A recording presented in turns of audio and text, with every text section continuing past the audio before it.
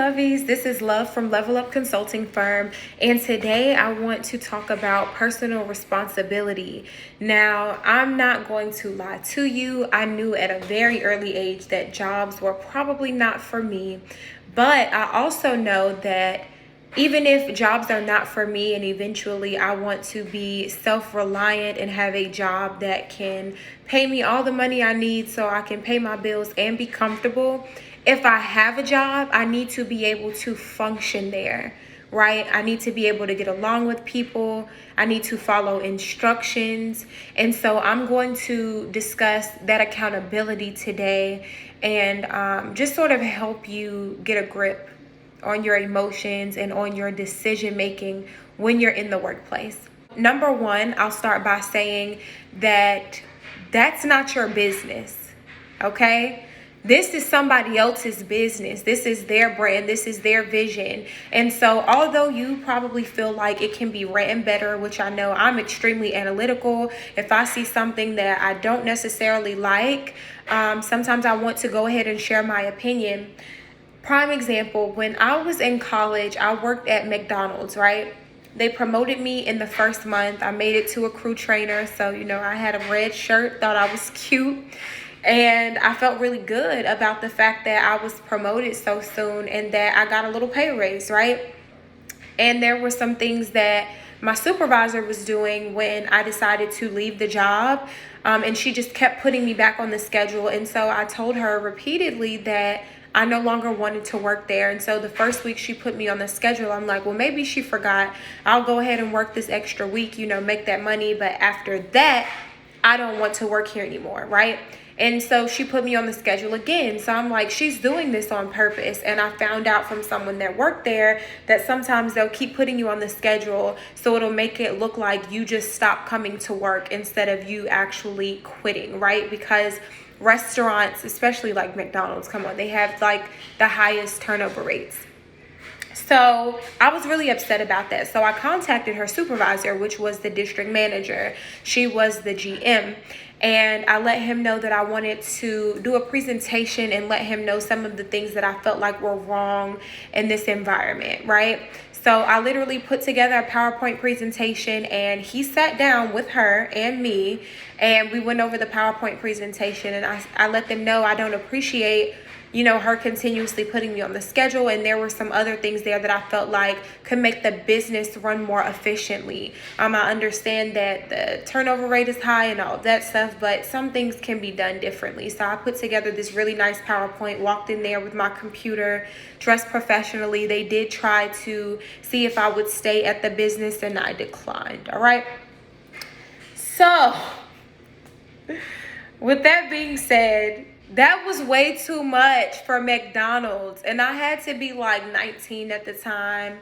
I've always been pretty overzealous and extra, I would mention. But my personality got me where I am today. My personality makes me money. So I'm not going to stop being myself. All right? That's not what I'm asking you to do. What I'm saying is they didn't ask me all that. They probably weren't even going to implement it. The fact was, you're an excellent employee and we want you here, so will you stay? And that was what they said at the conclusion of the conversation. Is there a way we can keep you? No. Because at that point I was burned out. You can't even pay me extra. I'm ready to go. All right? So I had to remember that wasn't the thing to do. Most recently, I had a supervisor who was actually on top of things. And she was excellent. She's actually, I call her the best supervisor I've ever had because she's so on point that there wasn't too many things that I could pinpoint. But me being so analytical, I started picking up things that she would say or that she would do and things that she would ask us to do that I just didn't. I'm like, it doesn't make sense to do it this way. Why don't we do it that way? And so I started noticing the more suggestions I was making, the larger of a wedge I was driving between us because see, she's the supervisor. And so if you've ever read the 48 Laws of Power, you have to be careful when you are telling somebody what you think they could do better and they're signing your paycheck. That's not what you're there for. And some people will tell you, oh, well, if they're stifling your growth and you can't be yourself, then that's not the job for you. No, any job is going to be that way. We have a culture. We have a system. This is the way it works. So when you get in there, fall in line and make your money. I used to take offense to that when people used to say, oh, yeah, I just go to work and do my job and I collect my check. I'm like, well, what do you mean you just go to work and do your job and collect the check? That's unheard of for me. I'm going to get in there and be extra. I'm going to suggest things. I'm going to upsell. I'm going to tell the other employees what to do, not because I was intentionally telling them what to do, but people really looked up to me because of the way I carried myself, right? Even when I worked in the restaurant industry, I was always cute. Hair done, nails done, everything did. Except for my makeup at the time, because I didn't do makeup then when I was a teenager. But I always looked good. I always looked presentable. And so when people have questions or, they're confused about the way something works, they're like, hey, love, can you tell me how this works? Can you tell me what to do? Can you tell me how to deal with that person?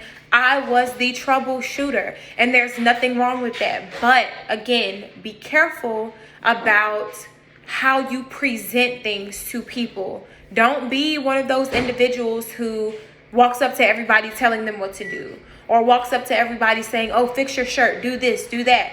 That's going to come naturally. When people see how you move, how you behave, how you act, they are going to want to fall in line.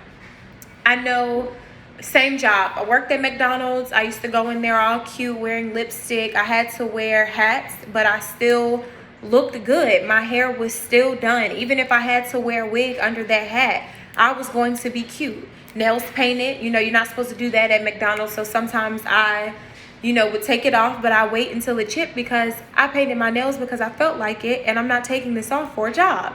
Like I was that girl, prissy, right? One day, my manager walked up to me and she was talking to this girl, and she's like, you see how she's dressed? Her shirt's tucked in. She has on a belt. Her socks match her pants because I wore black shoes, slip resistant, of course. This is taking me back. Wore black socks and wore black pants for work. That was the uniform. And then you have on your McDonald's shirt, my red crew trainer shirt now. I didn't wear the blue one anymore. And my hat. And then we had like a little collar, like a little tie type of thing, right? It was like an emblem, a symbol. And she pointed out my outfit to this girl and told her that this is how she needed to dress. I was embarrassed for her. I didn't know what to do. I didn't know whether to say thank you. I didn't know what to do. From that point forth, the girl started coming in with lipstick, and she started looking like something when she came in. Her shirt was no longer wrinkled. She stopped wearing the high waters. They got her some different pants.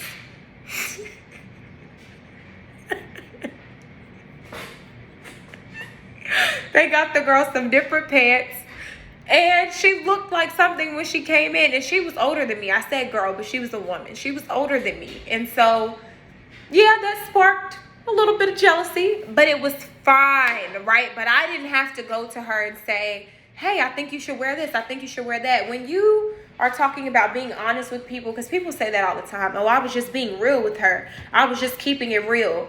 Keeping it real is seeing somebody with something on their face, or seeing somebody with a booger in their nose, and you pull them to the side and say, hey, you have a boogie, left nostril, go fix that. People say, oh, thank you, cover their nose, run to the bathroom, handle their business, right?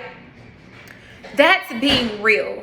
Being real is not telling a woman that you barely know that she can't dress, or that she needs to do something different with her outfit because she's not looking presentable. That's not your place. Let upper management deal with that. Let your manager deal with that. It's not even your place to go to the manager and talk about it. You just keep looking your best and minding your business. That is your job. When you're at work, mind your business. Stay focused on your job. Period. Especially as an entrepreneur. That extra energy you have where you want to correct everything and troubleshoot and do this better and do that better, put that energy into your brand. That check that you get from work, You're putting that back into your brand so that your brand can start making money for you, and you don't have to work another day in your life because you're doing exactly what you love. All right? So for all the people who were like me when I was younger, stop it today. All right? It's not necessary. It's annoying. You can do better. All right? Put that same energy into your brand. Make your brand pop. Make your brand stand out. Make your brand flawless. I love you dearly. This is Love from Level Up Consulting Firm. And as usual, my information will be in the description box if you would like to book a consultation with yours truly. Bye.